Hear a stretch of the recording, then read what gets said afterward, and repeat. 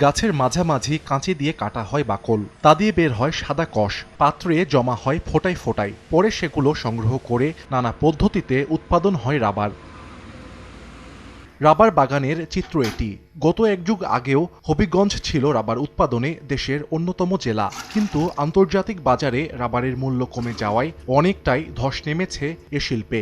বাগান থেকে অবৈধভাবে বালু উত্তোলন, দুর্নীতিবাজ কর্মকর্তা কর্মচারীর যোগসাজশে রাবার পাচার, শ্রমিকের ন্যায্য মজুরি না দেয়া, আবাসন ও জনবল সংকট সহ নানা সমস্যাকে দায়ী করছেন এ শিল্পের সঙ্গে জড়িতরা।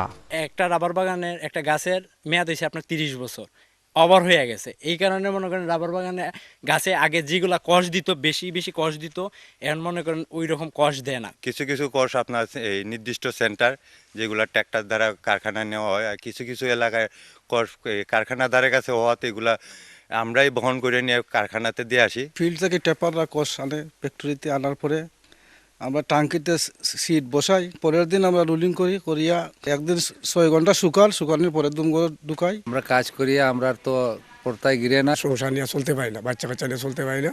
সরকার যেন আমাদের দিকে একটু নজর দেয়। বাগান মালিকদের অভিযোগ, শিল্প পণ্য হিসেবে ব্যবহৃত রাবারে ভ্যাট দিতে হচ্ছে 15%। এতে লোকসানের মুখে তারা।